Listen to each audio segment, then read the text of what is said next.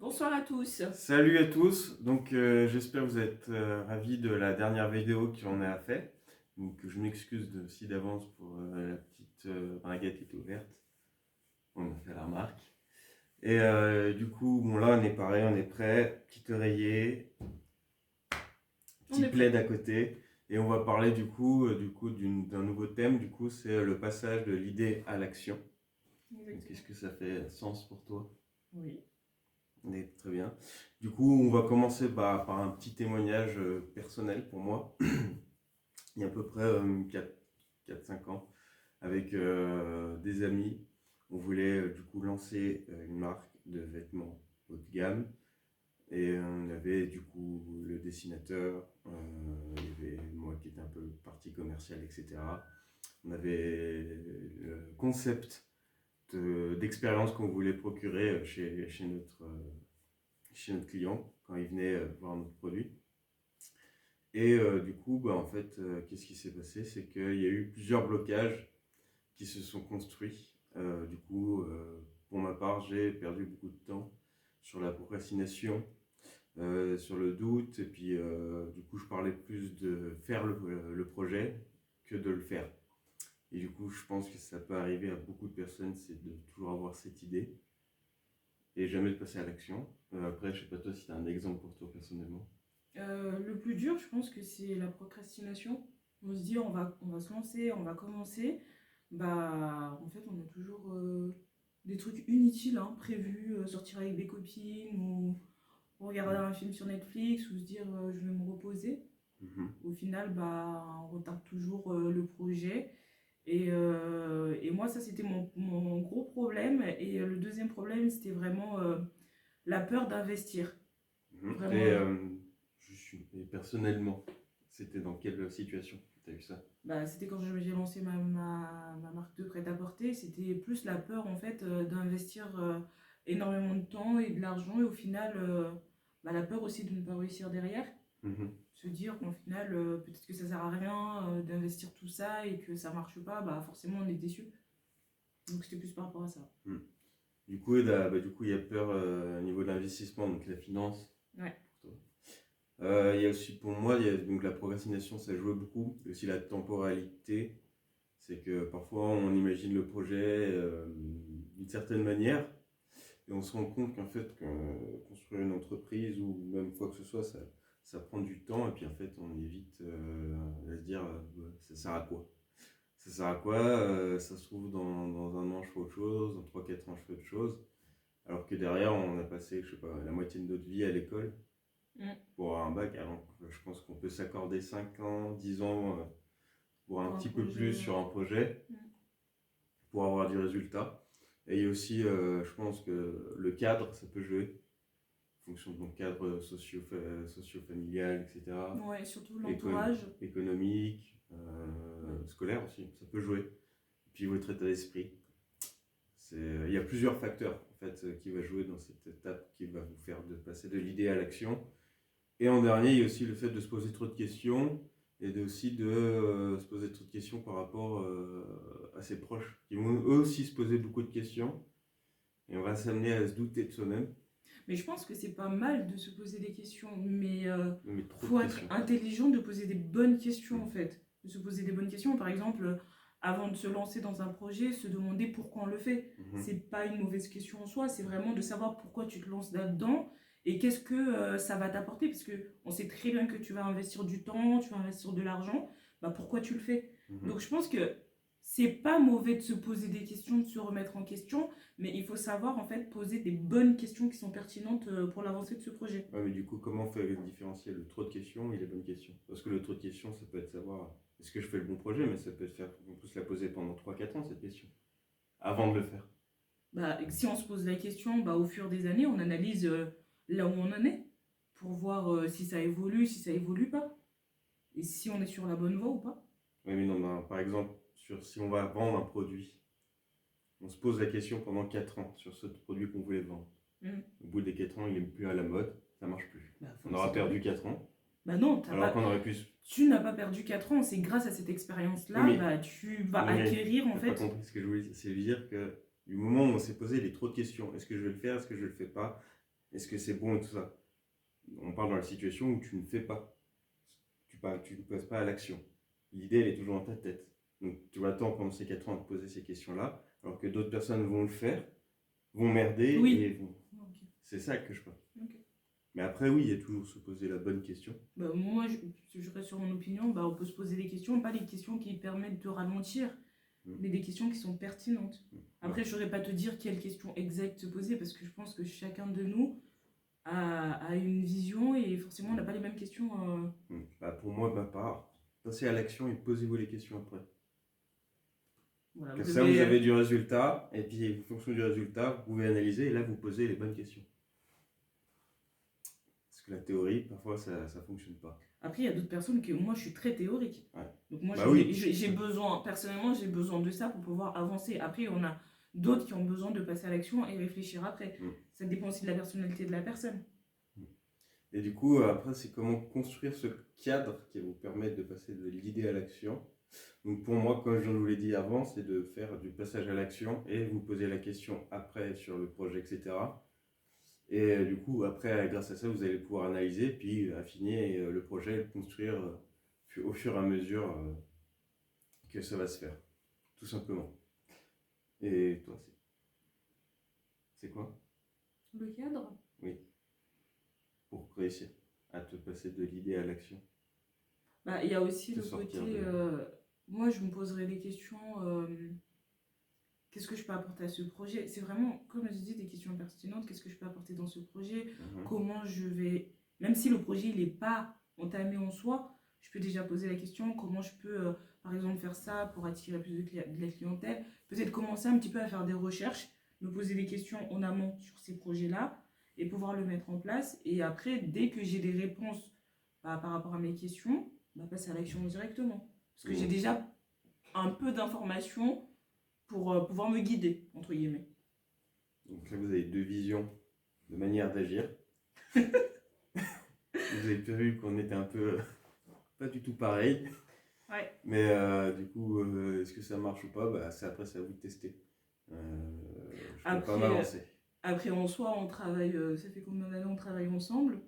On mélange ta façon de faire et ma façon de faire. Au final, ça marche. Oui, c'est peut-être parce qu'on le mélange. Oui, voilà. Ça se trouve, la mienne ne fonctionne pas si je suis tout seul, la tienne ne fonctionne pas. C'est vrai. Oui, ça se trouve, ça fonctionne très bien. Ça peut aller plus vite. Enfin, voilà, ça dépend en fait de la dynamique que vous allez créer avec vous-même, puis avec vos associés, vos partenaires, que sur n'importe quel type de projet professionnel, associatif, etc. Après, donc, il y a ce cadre-là qu'il faut vous poser. Et c'est surtout c'est aussi, je pense qu'il faut aussi arrêter d'écouter vos proches et vos amis qui n'ont pas vraiment une expertise dans le domaine où vous vous lancez. Parce que ça va vous polluer et il vaut mieux vous orienter vers des professionnels qui sont déjà dans le domaine et faire des stages, travailler dedans. Ça peut être aussi faire des recherches par vous-même. Donc là, vous aimez, comme elle a dit, vous posez vos questions. Et ça vous permet d'avoir un peu plus de matière. Après, et une fois que vous avez cette matière-là, faut y aller. Hein. Après, il y en a beaucoup qui ont besoin aussi de la vie familiale, des amis. C'est plus, moi, je pense que c'est plus besoin de soutien, en fait. De se dire, oui, que notre entourage nous soutienne sur le projet dans lequel on veut se lancer, en fait. Alors, prenez la vie familiale que s'il vous pousse. Pas l'inverse. Surtout, enfin pas l'inverse, s'ils sont dans ce domaine-là, prenez en compte. Oui. S'ils n'ont rien à voir, testez. Vous leur dites oui, je fais mon expérience, et puis ils pourraient dire j'avais raison, ils seront contents.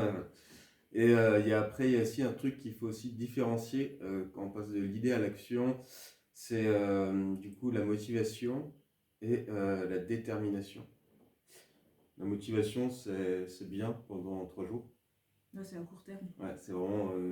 Ça sert à rien de dire je vais être motivé, on n'est jamais motivé tout le temps. T'as pas envie de courir tout le temps. Ouais. Par contre, tu peux marcher tout le temps, longtemps. Et du coup, l'objectif, c'est ça, c'est d'avoir ses objectifs, ses buts, etc. Et puis d'y aller tranquillement. Si ça prend 4 ans, ça prend 4 ans. Si ça prend 5 ans, ça prend 5 ans. Ouais. Et puis après, en dernier, éviter. Donc, comme on a dit, il faut réfléchir, vous poser des questions, analyser les choses, mais pas trop analyser. Mm. Parce que sinon, ça va paralyser. Trop d'analyse paralyse. Et après, on en vient aussi, quand on arrive dans cette situation-là, on arrive à penser au pire. Ouais, c'est vrai. Parce que voilà, c'est notre construction génétique est faite pour anticiper les pires choses qui puissent nous arriver. Et puis, généralement, c'est ce qui se passe. Hein. De toute façon, on le voit tous les jours. Hein. Quand on est en couple, on s'imagine les pires choses quand notre partenaire il n'est pas là. Quand on est au travail, on se dit ah putain, peut-être qu'on va se faire virer aujourd'hui, c'est pas bien. Enfin voilà. Donc, c'est dans la nature de l'être humain. Il faut éviter de trop analyser. Quand vous commencez à trop analyser, vous dire allez, on arrête de penser. Ouais. Essayez de vous mettre un stop en se disant là j'analyse trop, il faut que j'arrête. Il faut vraiment vous rendre compte aussi le moment où vous devez dire stop. Et du coup, vous mettez votre cerveau en off et vous passez en automatique sur déjà ce que vous avez mis en amont. Et puis vous faites les choses. Et par rapport à la motivation et la détermination, je pense que c'est super utile de travailler d'abord sur sa détermination. Parce que c'est sur le long terme. Et si on est déterminé, forcément, les jours ne se ressemblent pas, mais il y a des jours où on sera plus motivé pour faire des choses. Et comme je dis, essayer de faire, je sais que la motivation, on ne l'a pas tous les jours, mais essayer de faire 1% tous les jours. C'est ça. Moi, je pense qu'il faudrait se faire, pour la motivation, ça va être vous motiver à vous lever le matin. Et une fois que vous êtes levé, c'est bon, vous enlevez votre motivation, vous passez à la détermination. Et pour la garder toujours en maintien, c'est comme tout. Il faut se mettre des petits objectifs chaque jour, chaque semaine, chaque mois à atteindre. Et même si vous ne les atteignez pas, faites-en, tirez-en une leçon. Et au bout d'un moment, vous allez voir, vous avez franchi du coup la ligne d'arrivée. Et du coup, c'est ça, la détermination pour moi, c'est pas de voir le sommet et de voir toute la montagne et se dire c'est fini, on n'y arrivera pas. On va voir déjà le premier chemin, après le deuxième chemin, puis etc. Chaque étape qui vont se construire petit à petit. La motivation, c'est dire viens, on va à la montagne, on prend la voiture, puis vous y allez. Une fois que vous arrivez sur place, est-ce que vous allez continuer? Est-ce que vous êtes déterminé déjà de monter cette montagne? C'est ça. Donc voilà. Elle peut faire part de son expérience quand elle a monté. Voilà. Elle fait un peu de randonnée. Et du coup, je pense que pour terminer du coup sur cette partie du coup de l'idée à l'action, je vais un peu conclure sur mon histoire. C'est que moi j'avais passé 1 an à réfléchir, à me questionner, à penser, à parler du projet. Et en amont, une des personnes qui était dans l'entourage du projet, elle nous envoyait des messages, ouais, c'est quand on se lance, c'est quand on fait, enfin voilà, etc. Ça l'a saoulé, compréhensible. Elle a dessiné un logo, sa marque et tout, elle a créé sa marque de vêtements, elle a fait son entreprise et elle a construit son entreprise. Donc maintenant elle travaille en e-commerce puis avec d'autres boutiques dans la région où on habite.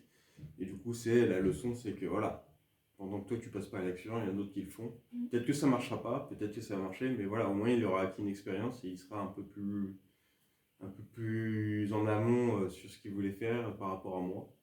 Et du coup, ça m'a fait prendre conscience qu'il faut passer à l'action pour avoir du résultat et pas attendre les choses pour avoir du résultat, ça ne fonctionne pas. Et une fois qu'on s'est posé les questions, voilà, faut le faire. Ouais. Parce que sinon, ça met un peu les boules, mais après on se dit, c'est pas grave, tant mieux pour lui et tant mieux pour moi. Ouais. Moi, du coup, c'est carrément l'inverse. Quand je me pose trop de questions, je passe à l'action après, mais tellement en fait, je suis pas très patiente que je veux brûler les étapes. Mais vraiment, les brûler comme jamais. Et franchement, je vous conseille, c'est pas vraiment le top du top. Vraiment prendre son temps, renseignez-vous, de faire des choses tranquillement, calmement. C'est pas la course. Et c'était vraiment, je crois, c'était vraiment. De toute façon, on le voit actuellement pour les réseaux sociaux. Sur TikTok, tu veux poster. Oui. Tu veux poster, tu t'apprends 5-6 posts et puis tu t'attends à... Pour certaines choses, je sais pas du tout être patiente et je sais que c'est à travailler. Hein. Mais en tout cas, prenez votre temps de vous renseigner, de faire des choses calmement, tranquillement, proprement et ne pas se précipiter. Vraiment pas. Voilà. Et du coup, pour terminer, pour conclure, du coup, faites vos retours d'expérience si vous avez vécu la même situation par rapport à l'idée et le passage à l'action.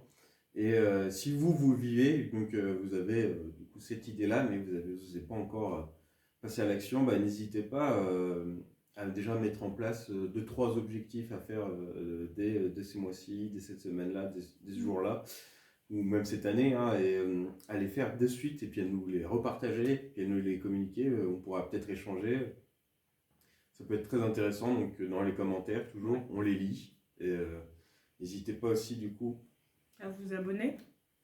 à Une vous petite abonner. cloche quelque part là. Et à la petite cloche, à commenter, comme d'hab, à partager, à rejoindre aussi le Telegram privé qu'on a créé où on va partager du coup tous nos ressentis sur notre création de projets professionnels, puis aussi on va parler de l'associatif, etc. Enfin, tout ce qui est autour, enfin, tout ce qu'on fait. On partagera du coup des vocaux, enfin voilà, tout ce qu'on vit dans la journée, Nos expériences. nos expériences. Et puis n'oubliez pas, bah, évoluer, c'est le principal. Et faites-vous plaisir.